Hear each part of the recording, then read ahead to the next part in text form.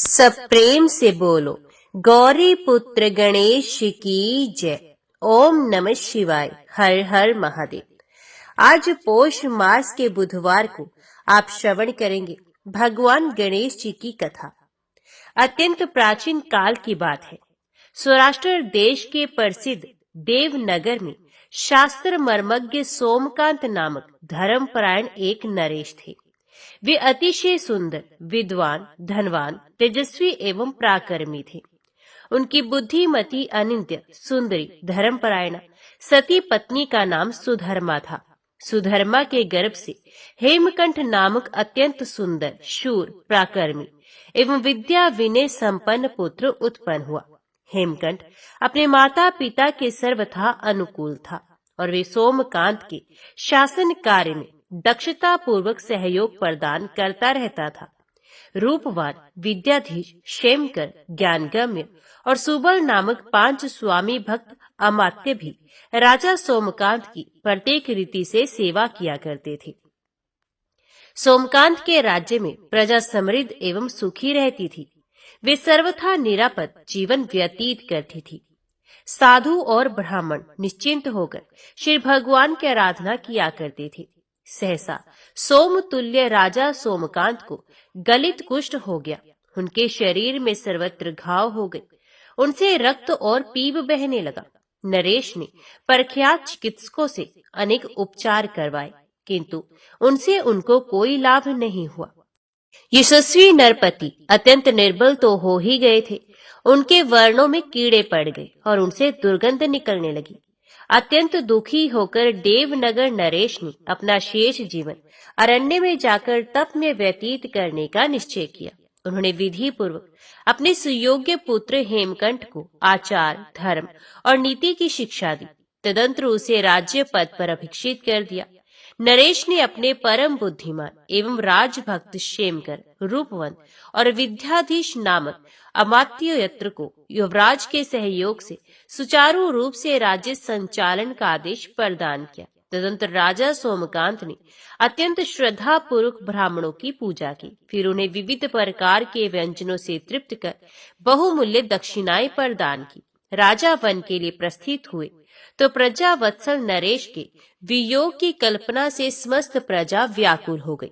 हेमकंठ के दुख की सीमा नहीं थी। वे प्रजा के साथ रोता हुआ पिता के साथ पीछे पीछे चल रहा था, किंतु नरेश ने अपनी सहधर्मिणी सुधर्मा तथा सुबल और ज्ञानगम्य 2 अमात्यों के अतिरिक्त अन्य सबको समझाकर लौट जाने का आदेश दिया। हेमकंठ को विवश होकर अपनी प्रजा के साथ लौटना पड़ा। चिंतित, दुखी, पीड़ित, निराश और उदास नरेश अपनी पत्नी सुधर्मा और दोनों अमात्यों के साथ वन के कष्ट सहते चले जा रहे थे। सती सुधर्मा अपने पति की निरंतर सेवा किया करती थी और दोनों मंत्री उनके लिए फल फूल ढूंढकर ले आते। इस प्रकार यात्रा करते हुए वे सघन वन में एक सरोवर के तट पर पहुंचे। सोमकांत व्रणों की पीड़ा और यात्रा के कष्ट से लेट गए थे। सुधर्मा उनके चरण दबा रही थी। दोनों मंत्री फल मूल के लिए कुछ दूर निकल गए थे। उसी समय जल भरने के लिए कलश लिए एक तेजस्वी मुनि कुमार सरोवर के तट पर पहुंचे। सती सुधर्मा ने उन मणि पुत्र से पूछा, आप किसके पुत्र हैं और यहाँ कैसे पधारे हैं? अत्यंत मधुर वाणी में ऋषि कुमार ने उत्तर दिया, मैं महात्मा भृगु की सती पत्नी पुलोमा का पुत्र हूँ। च्यवन मेरा नाम है। आप लोग कौन हैं और इस निबिड़ वन में कैसे आए हैं? अत्यंत दुखी सुधर्मा ने मुनि कुमार से अपना विस्तृत परिचय देते हुए कहा, महात्मन, परम प्रतापी, समस्त ऐश्वर्यों का उपभोग करने वाले मेरे स्वामी पता नहीं किस कर्म का फल भोग रहे हैं। ऋषि स्वाभाविक दयालु होते हैं। आप दया पूर्वक हमारे कल्याण का कोई उपाय कीजिए। अत्यंत दुख के कारण रानी के नेत्रों से आंसू बहने लगे। मुनि पुत्र च्यवन ने चुपचाप सरोवर के जल से कलश भरा और शीघ्रता से अपने आश्रम पहुंचे। वहां महर्षि भृगु ने उनसे विलंब का कारण पूछा तो उन्होंने राजा सोमकांत की दुर्दशा और उनकी पत्नी की अद्भुत सेवा का अत्यंत करुण वर्णन सुनाया। कृपा में महात्मा भृगु ने अपने पुत्र से कहा, बेटा, तुम उन दोनों लोगों को यहीं ले आओ च्यवन पुण्य सरोवर तट पर पहुंचे। तब तक राजा के दोनों अमात्य भी वहां आ गए थे। च्यवन ने महारानी से कहा, माता, मेरे तपस्वी पिता ने आप लोगों को आश्रम में बुलाया है। सुधर्मा अत्यंत प्रसन्न हुई। वे अपने पति एवं सेवकों सहित मुनि पुत्र के पीछे पीछे महर्षि के आश्रम पर पहुंची। महर्षि भृगु का आश्रम अत्यंत पवित्र एवं सुखद था। उसमें सर्वत्र विविध प्रकार के सुगंधित पुष्प खिले हुए थे। आश्रम में वृक्षों पर विविध प्रकार के पक्षी कलरव कर रहे थे। विडाल, नेवला, बाज, मयूर, सर्प, गज, गाय, सिंह और व्याघ्र आदि सभी प्राणी अपना वैर भाव त्याग कर एक साथ सुखपूर्वक रह रहे थे। वेद पाठ हो रहा था और यज्ञ धूम से समस्त आश्रम पावनता का विग्रह बना हुआ था। सोमकांत, उनकी पत्नी सुधर्मा और दोनों मंत्रियों ने व्याघ्र चरम पर आसीन परम तेजस्वी तपस्वी महर्षि भृगु को देखा तो दंड की भांति उनके चरणों पर गिर पड़े। नरेश ने हाथ जोड़कर निवेदन किया, प्रभु, आपके दर्शन से मेरे पुण्य उदित हो गए। मैंने जीवन भर धर्म का पालन किया है, किंतु पता नहीं मेरे किस महान पातक से मेरी ऐसी दुर्दशा हो रही है कि मेरा जीवन दुर्वह हो गया है। मेरे सभी प्रयत्न विफल हो गए हैं।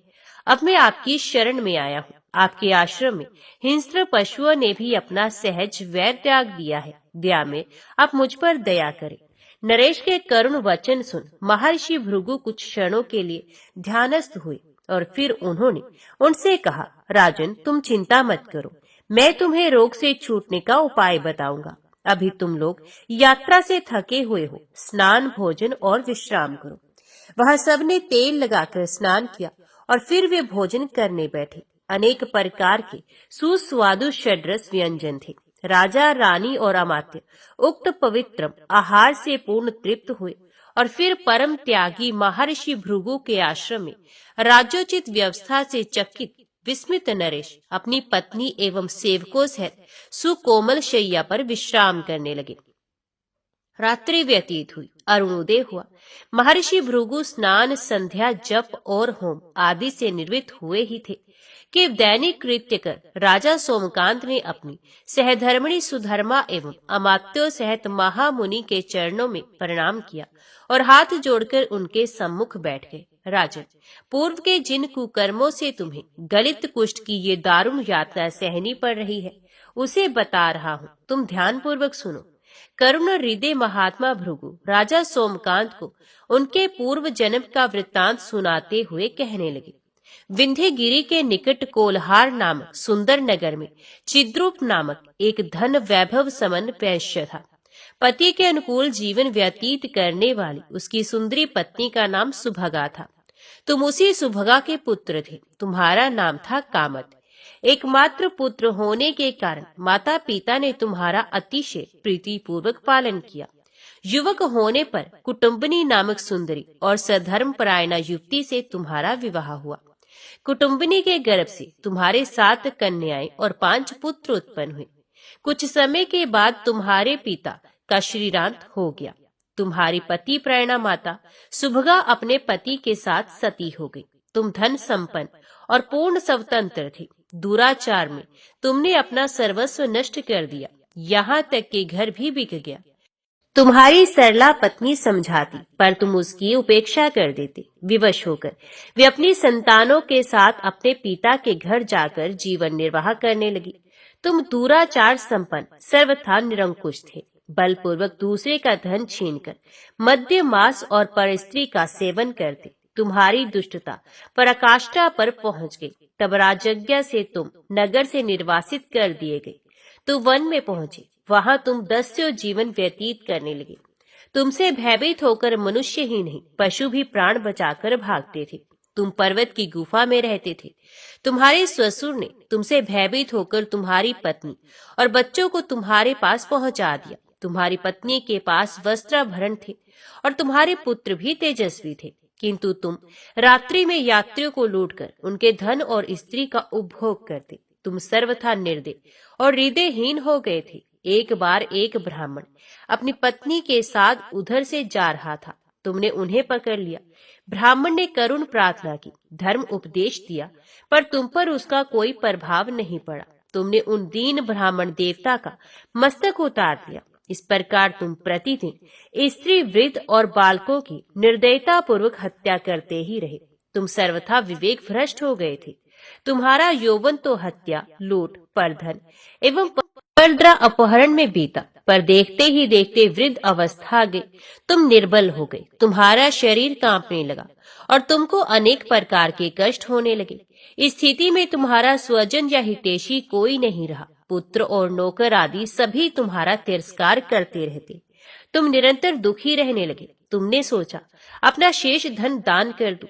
तुम्हारी प्रार्थना से एक ब्राह्मण वन में गए। उनकी प्रार्थना पर ऋषिगण तुम्हारे पास आए, पर जब तुमने अपना धन उन्हें स्वीकार करने के लिए आग्रह किया तो वे तुरंत उल्टे पैर वापस चले गए। सबने एक ही बात कही, तेरे जैसे अधम, हत्यारे, मदपी, पर स्त्रीगामी एवं क्रूरतम पापात्मा का दिया धन लेने का साहस कौन करेगा। तुम रोगक्रांत थे। मुनियों और ब्राह्मणों के वचन सुन मन ही मन पश्चाताप करने लगे। तुम्हारा हृदय हाहाकार कर रहा था, पर कोई वश में नहीं था। तुम्हारे पास चांदी, सोना और रत्न आदि बहुत थे। तुमने ब्राह्मणों के परामर्श से एक पुरातन गणेश मंदिर का जीर्णोद्धार कराया। मंदिर के भव्य और आकर्षक बनवाने में तुम्हारा सारा धन समाप्त हो गया। कुछ तुम्हारी स्त्री और कुछ तुम्हारे पुत्रों और मित्रों ने ले लिया। कुछ ही समय बाद तुम्हारा देहांत हो गया। यमदूतों ने तुम्हें बड़ी यातना दी। यम के पूछने पर तुमने पहले पुण्य कर्मों का फल प्राप्त करना स्वीकार किया। फलत अत्यधिक कांतिपूर्ण गणेश मंदिर का जीर्ण उद्धार कराने के कारण तुम सुंदर राजा सोमकांत हुए और तुम्हें अत्यंत रूपवती धर्मपत्नी भी प्राप्त हुई। सर्वथा निस्पृह, परम वितराग, दया मूर्ति महर्षि भृगु राजा सोमकांत को उसके पूर्व जन्म का वृत्तांत सुना रहे थे, किंतु ऋषि वचनों पर उन्हें विश्वास नहीं हुआ। राजा के मन में संदेह उत्पन्न होते ही उनके शरीर से विविध रंग के पक्षी निकल पड़े और उनके अंग प्रत्यंग नोच नोच कर खाने लगे। दुख से छटपटाते हुए राजा ने महामुनि भृगु से करुण प्रार्थना की, मुनिनाथ, आपके इस वन में पशु भी अपना सहज वैर त्याग देते हैं, फिर आपकी शरण में आए मुझ कुष्ठी को ये पक्षी कष्ट क्यों दे रहे हैं? आप कृपा पूर्वक मेरी रक्षा करें। तुमने मेरे वचन पर संदेह किया, इस कारण मैंने तुम्हें इतना अनुभव करा दिया। अब ये पक्षी शीघ्र चले जाएंगे। महर्षि ने क्षण भर ध्यानस्थ होने के अनंतर कहा, तुम्हारे पातक महान है, तथापि मैं उन्हें दूर करने का उपाय बताऊंगा। हूँ। महामुनि भृगु के उच्चारण करते ही समस्त पक्षी अंतर ध्यान हो गए। तदंतर महात्मा भृगु ने राजा सोमकांत को गणेश का अष्टोत्र नाम सुनाया और उसमें अभिमंत्रित जल राजा के शरीर पर छिड़क दिया। उक्त जल का छींटा पड़ते ही राजा की नासिका से एक छोटा काले मुख वाला बालक धरती पर गिर पड़ा। थोड़ी ही देर में वह अत्यंत विशाल और भयानक हो गया। उसके मुख से अग्नि की ज्वालाएं निकल रही थी। वहां सर्वत्र रक्त और पीप फैल गया। भयाक्रांत आश्रम वासियों को भागते देखकर महर्षि भृगु ने उस पुरुष से उसका परिचय पूछा। उक्त भयानक पुरुष ने उत्तर दिया, मैं प्रत्येक प्राणी के शरीर में रहने वाला पाप पुरुष हूँ। आपके अभिमंत्रित जल का छींटा पड़ने से इस राजा के शरीर से निकला हूँ। आप मुझे निवास एवं भक्ष्य प्रदान कीजिए, अन्यथा मैं आपके सम्मुख ही सबके साथ इस राजा सोमकांत को भी खा जाऊंगा। महामुनि भृगु ने वहां से हटकर एक शुष्क आम्र वृक्ष के कोटर की और संकेत करते हुए उक्त पाप पुरुष से कहा, नीच, तू सूखे पत्तों को खाकर इस कोटरे में रह ले, अन्यथा मैं तुझे भस्म कर दूंगा। महामुनि भृगु की वाणी सुनकर पाप पुरुष ने उस वृक्ष का स्पर्श किया ही था कि पक्षियों सहित वृक्ष तुरंत जलकर भस्म हो गया। मुनि से भयभीत पाप पुरुष भी उस भस्म में छिप गया। इसके अनंतर महर्षि भृगु ने राजा सोमकांत के समीप जाकर कहा, जब तुम गणेश पुराण सुनना प्रारंभ करोगे तब इस भस्म से पुनः नया आम्र वृक्ष उगेगा। जिस प्रकार ये वृक्ष धीरे धीरे बढ़ता जाएगा, उसी प्रकार तुम्हारे पाप भी नष्ट होते जाएंगे। चकित होकर नरेश ने अत्यंत विनय पूर्वक महर्षि से पूछा, मुनिवर, ऐसा पुराण तो ना मैंने कहीं सुना ना ही देखा है, ये कहाँ प्राप्त होगा और उसके वक्ता कहाँ है? दयालु मुनि भृगु ने कहा, पहले उसे वेद गर्भ ब्रह्मा ने महर्षि व्यास को सुनाया था और उसकी कृपा से वे पाप नाशक गणेश पुराण मुझे प्राप्त हुआ। तुम तीर्थ में जाकर पहले गणेश पुराण श्रवण का संकल्प कर लो।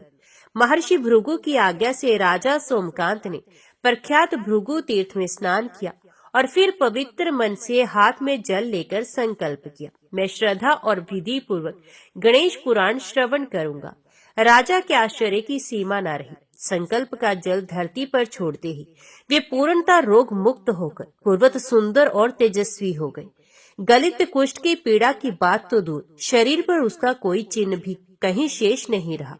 हर्षमगन नरेश महामुनि के समीप पहुंचे तो उनके चरणों पर गिर पड़े। उन्होंने अत्यंत विनय पूर्वक कहा, मुनिनाथ, अत्यंत आश्चर्य की बात है कि गणेश पुराण श्रवण के संकल्प का जल छोड़ते ही मेरी सारी व्याधियां दूर हो गई। महामुनि ने राजा का हाथ पकड़कर उठाया और उन्हें बैठने के लिए एक आसन दिया। राजा ने हाथ जोड़कर कहा, दया में, आपकी दया से मेरा सारा कष्ट दूर हो गया। अब आप कृपा पूर्वक मुझे गणेश पुराण की कथा सुनाइए। मुनिवर भृगु ने कहा, राजन, मैं ये पुराण तुम्हें सुनाता हूँ, ध्यान पूर्वक सुनो। महर्षि ने पाप नाशक परम पावन गणेश पुराण की कथा प्रारंभ करने के पूर्व उसकी निर्विघ्न समाप्ति के लिए सर्वप्रथम गणेश वंदना की, जिनका नाम विघ्नों का समुद्र सोख लेने के लिए अगस्त्य का काम करता है। उन ब्रह्म विद्या प्रदाता गणेश को नमस्कार है। इस प्रकार गणेश पुराण गणेश वंदन से प्रारंभ हुआ। अत्यंत प्राचीन काल की बात है। कर्नाटक देश के भानुनगर में बल्लभ नामक एक नरेश रहती थी। वे धन धान्य एवं विद्या विनय से संपन्न तो थे ही, रूपवान एवं अद्भुत पराक्रमी भी थे। उनकी कीर्ति सुदूर देशों तक व्याप्त थी। राजा बल्लभ की सुंदरी सहधर्मिणी का नाम कमला था। पति परायणा कमला अनेक दुर्लभ गुणों से सुशोभित थी, किंतु उसे कोई संतान नहीं थी। इस कारण वे भक्ति पूर्वक देव आराधन करती रहती थी। अधिक समय बीत जाने पर उसे एक पुत्र उत्पन्न हुआ, किंतु पुत्र को देखकर प्रसन्न होना तो दूर, कमला चित्कार कर उठी। सद्य प्रसूत शिशु मूक, अंध, बधिर और कुष्ठी था। उसके शरीर के अनेक स्थानों से रक्त बह रहा था और दुर्गंध निकल रही थी। कमला अत्यंत व्याकुल होकर क्रंदन करने लगी। रुदन करते हुए वे कह रही थी, मुझे ऐसा पुत्र नहीं होता तो अच्छा था। मूक, अंध, बधिर और कुष्ठी पुत्र लेकर मैं क्या करूंगी? परमेश्वर मुझे मृत्यु ही दे देती तो ये अधिक अच्छा होता। प्राण प्रिया साध्वी कमला का क्रंदन और विलाप सुनकर उसके पति नरेश वल्लभ ने प्रसूति द्वार पर जाकर उसे आश्वस्त करते हुए प्रेम पूर्ण मधुर वाणी में कहा, प्रिय, तुम दुख त्याग कर धैर्य धारण करो। कर्मों की गति अत्यंत अद्भुत होती है। पूर्व जन्म के अशुभ कर्मों से प्राणी को दुख भोगने पड़ती है। दुखी सहसा सुखी हो जाता है और सुखी व्यक्ति को दुख और कष्ट में जीवन व्यतीत करने के लिए विवश होना पड़ता है। अतएव तुम चिंता मत करो, हम भी पुत्र के सुंदर स्वास्थ्य के लिए मणि, मंत्र, औषधि, जप, तप, देव आराधन और तीर्थ यात्रा करेंगे। अपने पति के समझाने पर कमला ने स्नान किया और बुद्धिमान नरेश ने बालक के जात कर्म आदि संस्कार करवाए। उन्होंने सप्तनिक ब्राह्मणों की भक्ति पूर्वक पूजा की और उन्हें विविध वस्त्र अलंकार प्रदान किए। फिर आदर पूर्वक भोजन कराया और पुष्कल दक्षिणा प्रदान कर उन्हें संतुष्ट किया। तदंतर भानु नरेश ने ब्राह्मण, साधु, ज्योतिष और वेद पाठियों को सादर आमंत्रित किया। उनको सविधि सम्मान पूर्वक वस्त्र अलंकार एवं संपत्ति प्रदान कर उन्होंने उनसे बालक का नामकरण संस्कार करने की प्रार्थना की। दैवज्ञों ने विचार पूर्वक वल्लभ पुत्र का नामकरण किया था दक्ष। फिर धर्मज्ञ राजा बल्लभ ने दक्ष के स्वास्थ्य लाभ के लिए अनेक प्रकार के अनुष्ठान और जप करवाए, मंत्रों के प्रयोग करवाए, सर्वोत्तम उपचार किए और स्वयं अपने पुत्र की रोग मुक्ति के लिए उन्होंने 12 वर्ष तक तपस्या की, किंतु कोई लाभ नहीं हुआ। दक्ष पूर्वत मूक, अंध, बधिर और कुबड़ा तो बना ही रहा। उसके गलित कुष्ठ में तनिक भी अनुकूल परिवर्तन नहीं हुआ। उसके अंगों में रक्त बहता रहा और शरीर से दुर्गंध निकलती ही रहती। दक्ष के पिता भानु नरेश दुखी तो थे ही, वे अत्यंत कुपित हो उठे। उन्होंने अपनी सारी मानसिक अशांति एवं दुख का मुख्य हेतु अपनी सरला साध्वी पत्नी कमला और पुत्र दक्ष को समझा। इस कारण उन्होंने निर्ममता पूर्वक मुकांत, बधिर और कुष्ठी पुत्र के साथ अपनी सहधर्मिणी कमला को भी राज्य से बहिष्कृत कर दिया। राजा बल्लभ की पति प्रायणा अर्धांगिनी कमला सर्वथा विवश, असहाय और निरुपाय थी। पति परित्यक्ता रानी कमला रोती हुई अपने राज्य की सीमा से बाहर निकली। विदेश से सर्वथा अपरिचित कमला की आजीविका का कोई साधन नहीं था और उसके साथ दुर्गंध युक्त मुकांत, बधिर, कुबड़ा, रुगण पुत्र था। वे दुख से अधीर और व्याकुल होकर रोती कल्पती रही। उक्त दयनीय परिस्थिति में भी चोरों ने उसके आभूषण आदि छीन लिए। अनाथ रानी अपने तथा अपने अभागे बच्चे की उदर पूर्ति के लिए भीख मांगने लगी। राज सदन में दासियों से घिरी अत्यंत सुखपूर्वक जीवन व्यतीत करने वाली परम सुंदरी सुकुमारी कमला की देह अत्यंत कठिनाई और दुख से काली पड़ गई। वस्त्र मैला हो गया, फट गया। अकल्पित असहनीय कष्ट और अपमान सहती हुई दरिद्रा और भिक्षुणी राजरानी कमला अपने साक्षात पाप मूर्ति पुत्र को लेकर गांव-गांव भीख मांगती एक शिव मंदिर में जा पहुंची।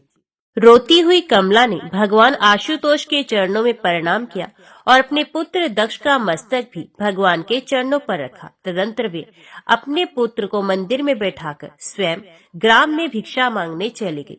भिक्षाटन से लौटने पर उसने पुत्र दक्ष को खिला पिलाकर सुला दिया और स्वयं दया निधान देवादिदेव महादेव जी के चरणों में लेटकर रोने लगी। कमला ने हाथ जोड़े अत्यंत व्याकुलता से भगवान आशुतोष से प्रार्थना की, करुणा नयन भोलेनाथ दया कीजिए, मेरे अपराधों को क्षमा कर दीजिए, अब मुझसे ये दुख नहीं सहा जा रहा। दक्ष की माता बल्लभ पत्नी रानी कमला दुख से छटपटाती हुई गौर त्रिपुरारी के सम्मुख हाथ जोड़े करुण प्रार्थना करती ही रही और प्रार्थना करती हुई वहीं सो गई। दूसरे दिन कमला ने स्नान करने के बाद शिव की भक्ति पूर्वक पूजा कर उनके मंगल में चरण कमलों में साष्टांग प्रणाम किया। तदंतर वे हाथ जोड़कर महेश्वर का स्तवन करने लगी। दुखातिरेक से उसके नेत्रों से अश्रु प्रवाहित हो रहे थे।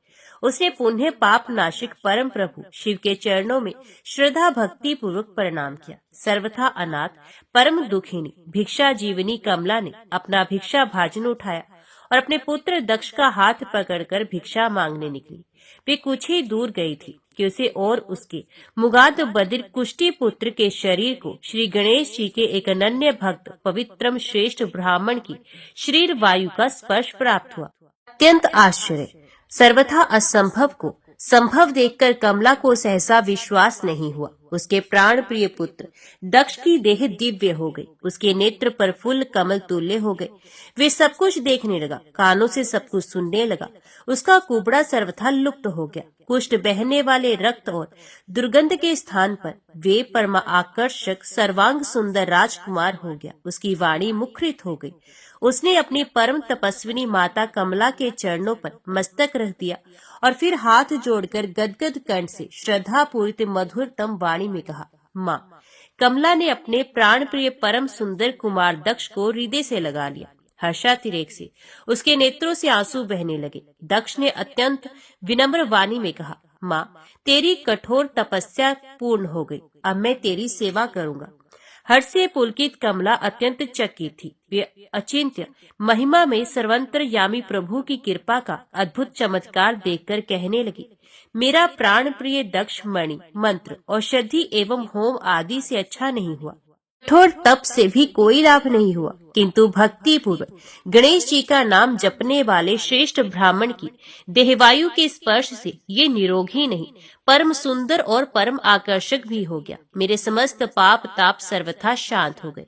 मुझे अधम नारकीय जीवन से उबारने वाले वे ब्राह्मण देव सहसा कहाँ चले गए, मुझे उनका दर्शन कहाँ प्राप्त होगा।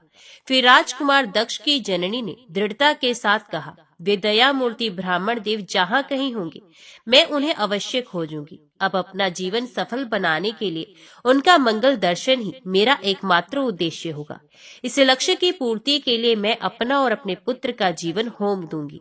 विघ्नहारी प्रभु के अनन्य भक्त द्विजर के शरीर की वायु का स्पर्श क्या हुआ, दुखिनी कमला और उसके पुत्र की विपत्ति और पीड़ा दूर हो गई। अब कमला भिक्षा मांगने निकली तो सर्वत्र उसका सम्मान और सत्कार होने लगा। कुलीन धनिक उन्हें अपने यहाँ आदर पूर्वक आमंत्रित करने लगे। वे उन्हें मूल्यवान वस्त्र और अलंकार प्रदान कर विविध प्रकार के व्यंजन परोसने लगे। सभी संपन्न पुरुषों की कांक्षा होती कि ये आदर्श देवी और तेजस्वी कुमार हमारे यहाँ पधारे।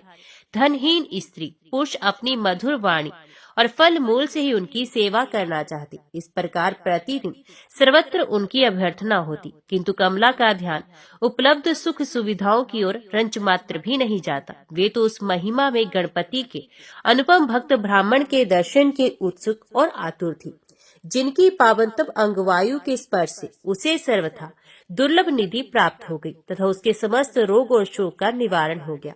एक दिन की बात है, दक्ष ने अपनी माता कमला के पास जाकर अत्यंत प्रसन्नता पूर्वक कहा, माँ, आज मुझे उक्त श्रेष्ठ ब्राह्मण के दर्शन का सौभाग्य प्राप्त हो गया। हर्षातिरेक से अधीर होकर कमला ने पूछा, अरे कब, कहाँ और क्या आज्ञा दी उन्होंने? आनंद विवल कुमार दक्ष ने उत्तर दिया, आज अभी कुछ ही देर पहले नगर के एक महानुभाव ने मेरा परिचय पूछा। मैंने उन्हें अपने जन्म से लेकर अब तक की अपनी और तुम्हारी सारी घटना सुना दी। मुझे पहले पता ही नहीं था कि हमें नवजीवन प्रदाता वे ही परम पावन ब्राह्मण देवता है। उन्होंने दया पूर्वक हमें आदि देव करुणा विनायक अष्टाक्षर मंत्र प्रदान कर उनकी उपासना करने की आज्ञा दी है। कमला की प्रसन्नता की सीमा न थी। उसे जैसे जीवन की बहुमूल्य निधि प्राप्त होगी। वे अपने पुत्र कुमार दक्ष के साथ एक अंगूठे पर खड़े होकर श्री गणेश जी का ध्यान करते हुए उनके अष्टाक्षर मंत्र का जप करने लगी। श्रद्धा भक्ति के युगल मूर्ति पुत्र सहित मां निराहार रहकर जप कर रही थी। उनकी सर्व सुख प्रदाता श्री गणेश जी के पाद पद्मों में अद्भुत निष्ठा और अनुपम प्रीति थी।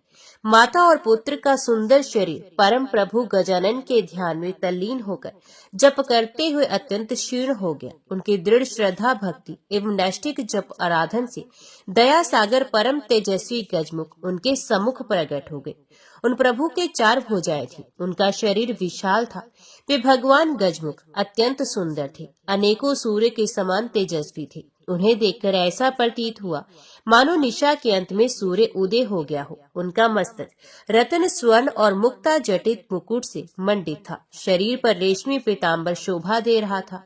वे सोने के बने हुए बाजूबंद से विभूषित थे। उनके समीप महान सिंहासन था, जिस पर वे एक घुटना मोड़कर बैठे थे। सोने की करधनी रतन जटित अंगूठी उनकी शोभा बढ़ा रही थी।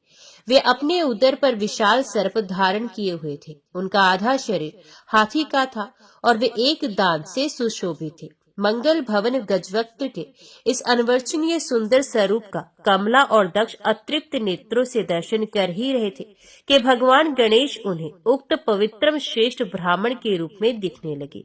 मंगल मोद प्रदाता प्रभु गजानन ने ब्राह्मण वेश में कहा, मैं तुम्हारी श्रद्धा और भक्ति से प्रसन्न हूँ। तुम इच्छित वर मांगो। समस्त पाप नाशन एक दंत प्रभु को ब्राह्मण वेश में प्रसन्न देखकर कमला और उसका पुत्र उनके भुवन पावन चरण कमलों में लेट गया। फिर कृतार्थ दक्ष उन त्रिलोक के त्राता की बधांजलि स्तुति करने लगा।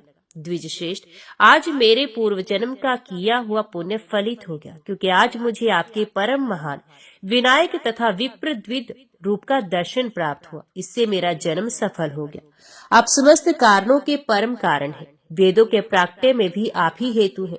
आप ही सर्वोत्तम गय स्वरूप सनातन पर ब्रह्म है, जिसे श्रुतियां भी ढूंढती रहती हैं। आप ही सबके साक्षी और अखिल जीव जगत के बाहर तथा भीतर विराजमान हैं। लघु तथा स्थूल शरीर वाले जितने भी उत्पन्न प्राणी हैं, उन सबके कर्ता आप ही हैं। आप नाना रूप वाले होकर भी एक रूपी हैं। आप रूप तथा आकार से रहित हैं। आप ही शिव और विष्णु हैं। आप ही इंद्र, अग्नि और अयमय हैं। पृथ्वी, वायु और आकाश भी आपके ही रूप हैं। जल, सोम तथा नक्षत्र रूप भी आप ही हैं। आप ही जगत के सृष्टा, पालक और संहारक हैं। चराचर गुरु ब्रह्मा के रक्षक भी आप ही हैं। आप ज्ञानवान तथा विज्ञानवान हैं। भूत, भविष्य और वर्तमान सब कुछ आप ही हैं। आप ही संपूर्ण इंद्रियों के देवता हैं। कला, काष्ठा, मुहूर्त, श्री, धृति और कांति आप ही हैं। आप ही सांख्य, योग, शास्त्र, श्रुति, पुराण, 64 कलाएं और उपनिषद हैं। आप ही ब्राह्मण, क्षत्रिय, वैश्य और शूद्र भी हैं। देश विदेश क्षेत्र और पुण्य क्षेत्र जितने हैं वे सब आप ही हैं। आप ही परमेय और अपरमेय तत्व हैं। आप केवल योगी जनों के ज्ञान के विषय होते हैं। आप ही स्वर्ग, पाताल, वन, उपवन, औषधियां, लताएं, वृक्ष, कंद मूल और फल है। अंडज, जरायुज, स्वेदज और उद्भिज, ये 4 प्रकार के प्राणी भी आप ही हैं। काम, क्रोध, क्षुधा, लोभ, दंभ, दर्प, दया, क्षमा, निद्रा, तंद्रा, विलास, हर्ष और शोक भी आप ही हैं। देव विनायक ने दक्ष के स्तवन से संतुष्ट होकर मेघ गंभीर स्वर में मुस्कुराते हुए कहा, महाभाग, मैं तुम लोगों की भक्ति और स्तवन से प्रसन्न हूँ, किंतु जिसकी अंगवायु से तुम्हारा शरीर दिव्य हो गया, तुम्हें वाणी, श्रवण शक्ति एवं नेत्र प्राप्त हुए, वही मेरा अत्यंत प्रीति भजन श्रेष्ठ ब्राह्मण तुम्हारी समस्त इच्छाओं की पूर्ति करेगा। वे ध्यान करते ही तुमको दर्शन देगा। परम प्रभु विनायक अंतर ध्यान हो गए, कमल अवसन्न हो गए और दक्ष व्याकुल होकर क्रंदन करने लगा। पूर्व जन्म के कितने महान पुण्य और तप से सर्वलोक महेश्वर विनायक ने प्रत्यक्ष दर्शन दिया और तुरंत अलक्षित हो गए। लूटे वणिक की भांति दक्ष रोते हुए धरती पर लौटने लगा। वे छटपटाता हुआ कह ही रहा था, प्रभु विनायक, आप हमें छोड़कर कहाँ चले गए? दयाधाम आप कहाँ मिलेंगे? प्राणनाथ आप कहाँ मिलेंगे? गणेश भक्त दक्ष की बड़ी विचित्र दशा हो गई। उसे अन्न, जल, वस्त्र, यहाँ तक कि अपने शरीर की भी सुध न रही। वे अपने प्राण सर्वस्व विनायक देव के वियोग में छटपटाता हुआ पागलों की भांति इधर उधर दौड़ने लगा। वे पथिकों से ही नहीं, वृक्षों, लताओं और वल्लरियों से आतुरता पूर्वक एक ही प्रश्न करता, देव विनायक आप कहाँ गए? आपने मेरे जीवन धन विनायक को इधर देखा है। आप लोग बोलते क्यों नहीं? सबके सब मौन क्यों हैं? कृपया मुझे विनायक देव का पता बता दीजिए। दक्ष विनायक वियोग की असहनीय ज्वाला से झुलस रहा था। वे उन्मत्त तुल्य प्रलाप करता हुआ धरती पर गिरकर मूर्छित हो गया। उक्त अचेतन स्थिति में उसे पुनः उसी ब्राह्मण के दर्शन हुए। उन्होंने दक्ष से कहा, कुमार, मैं मुदगल ब्राह्मण हूँ। श्री गणेश जी के प्रकट होने पर उनसे तुमने जो कुछ मांगा था वे सब मैं तुम्हें देता हूँ। तुम्हारी समस्त कामनाएं पूरी होंगी। दक्ष के नेत्र खुले। अब वे पूर्ण स्वस्थ था, शांत था। उसने अनुभव किया जैसे मैं अभी सोकर जगा हूँ। वह अत्यंत प्रसन्न था। उसने तुरंत जाते हुए एक ब्राह्मण से पूछा, आपने गजमुख भक्त मुदगल मुनि का आश्रम देखा है? तो ब्राह्मण ने उत्तर दिया, प्रख्यात महामुनि मुदगल का पावनतम आश्रम तो अत्यंत समीप है। ब्राह्मण ने आश्रम का मार्ग बता दिया। दक्ष मुदगल मुनि का ध्यान करता हुआ उनके आश्रम के द्वार पर पहुंचा। आश्रम अत्यंत दिव्य और नंदन वन की भांति अतिशय सुंदर तथा सुखद था। वहां दक्ष ने परम तेजस्वी महामुनि मुदगल को शिष्यों से सुशोभित देखा। महर्षि मुदगल के सम्मुख भगवान गणेश जी की मूर्ति थी और वे विधि पूर्वक षोडशोपचार से उनकी पूजा कर रहे थे। श्री गणेश जी के परम प्रेमी महामुनि का दुर्लभ दर्शन प्राप्त होते ही दक्ष ने अत्यंत श्रद्धा और भक्ति पूर्वक उन्हें साष्टांग प्रणाम किया। हर्षातिरेक से उसके नेत्रों से अश्रु प्रवाहित होने लगे। मुनिवर मुदगल ने दक्ष से पूछा, तुम कौन हो? यहाँ किस अभिप्राय से आए हो और तुम्हें क्या दुख है? मुझसे स्पष्ट कहो। परम ऋषि मुदगल के वचन सुन कमला नंदन दक्ष ने सावधान होकर अत्यंत श्रद्धा के स्वर में निवेदन किया, दया में मैं कर्नाटक देशस्थ भानुनगर के परम प्राक्रमी क्षत्रिय नरेश बल्लभ की साध्वी पत्नी कमला का पुत्र हूँ। मैं जन्मकाल से ही मुक्त बधिर, कुबड़ा और कुष्ठी था। मेरे शरीर के क्षतों से रक्त बहता और दुर्गंध निकलती थी। मंत्र औषधियां निष्फल हुई। मेरे पिता के तब का भी कोई परिणाम नहीं हुआ। तब उन्होंने कुपित होकर मेरे साथ मेरी माता को भी राज्य से निकाल दिया। मेरी माता कमला भिक्षाटन पर जीवन निर्वाह करती हुई अत्यंत दुख पा रही थी। भिक्षा मांगती हुई मेरी माँ कौंडिन्य नगर में पहुंची। वहां अत्यंत आश्चर्यजनक घटना घटी। एक दिन आपकी शरीर वायु के स्पर्श से हमारा सारा कष्ट जाता रहा। मैं पूर्ण स्वस्थ और सुंदर हो गया। माँ का सर्वत्र सम्मान होने लगा। तब हम लोगों ने आपका दर्शन प्राप्त करने के लिए कठोर प्रतिज्ञा की और सर्वत्र आपको ढूंढने में लग गए। भानु नरेश बल्लभ पुत्र दक्ष अत्यंत विनय पूर्वक आत्म कथा निवेदित कर रहा था। आपने पुनः कृपा की। आपके आदेश से हम दोनों निराहार रहकर देव विनायक का जप आराधन करने लगे। दया में प्रभु हमारे सम्मुख प्रकट हुए। देव ऋषि गंधर्व और किन्नरों से सेवित उन भक्ति प्रिय परशु कमल माला मंडित और मोदक धारी चतुर्भुज त्रिनयन भगवान गणेश के दर्शन कर हम निहाल हो गए। किंतु कुछ ही क्षणों में उन्होंने अपना मंगल निकेतन गजवक्त रूप समेट कर आपके मंगल में पावन स्वरूप में दर्शन दिया।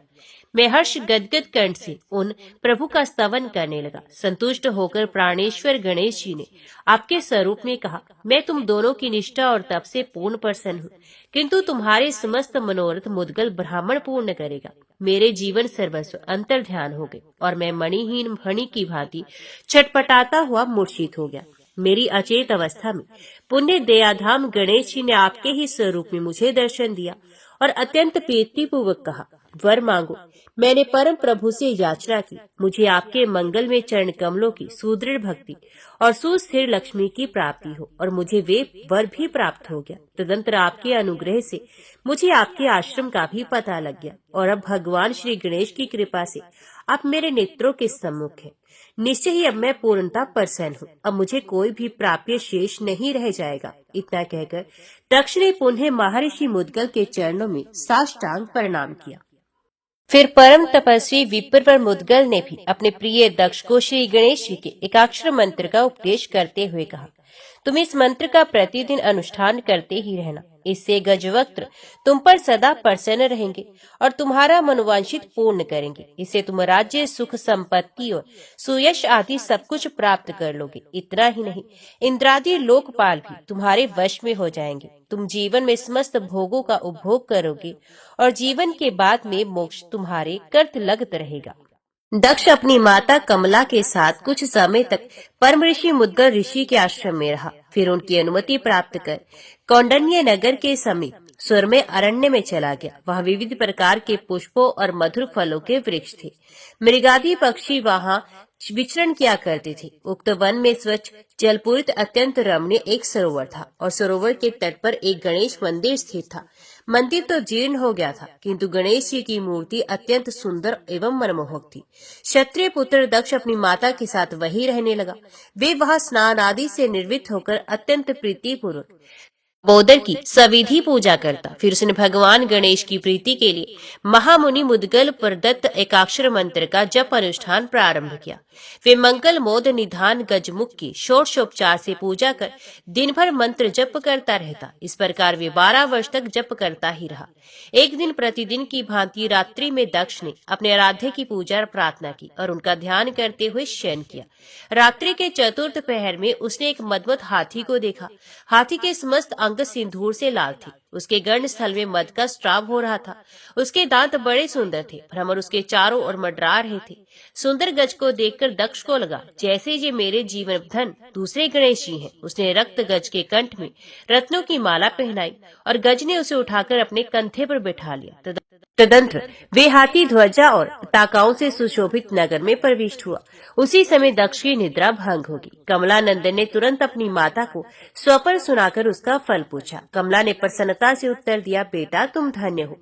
तुमने स्वप्न में गज रूपी विनायक का दर्शन किया है और उनके कंधे पर चढ़ने का फल निश्चय ही राज्य प्राप्ति है। दक्ष ने तुरंत कहा, माँ, यदि मुझे राज्य प्राप्त हुआ तो मैं तुमको बहुमूल्य पालकी पर बैठाकर हीरे मोती के आभूषण पहनाऊंगा।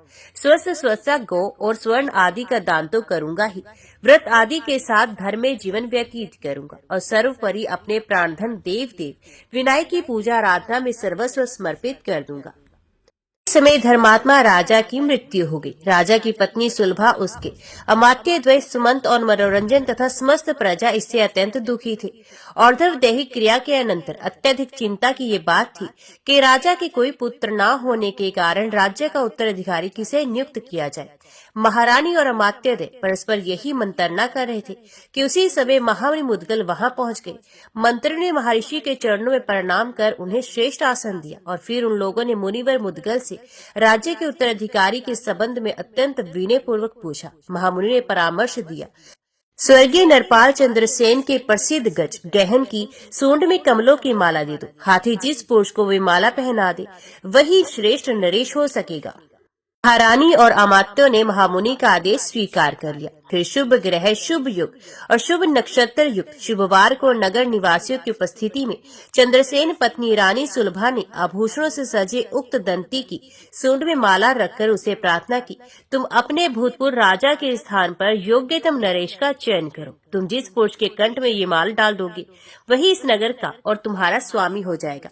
उक्त गहन नामक गजराज ने अपनी सूंड ऊपर उठा ली। ब्राह्मण उसके पीछे आशीर्वाद देते हुए चल रहे थे। बंदी जन वीरुदावली गा रहे थे और अन्य जन जय जयकार कर रहे थे। हाथी धीरे धीरे चला। नगर में पंक्तिबद्ध पुरुष खड़े थे। राज्य लोभ से माताएं अपने सजाए बच्चों को हाथी के आगे कर देती, किंतु जब गहन आगे बढ़ जाता तो निराश हो जाती।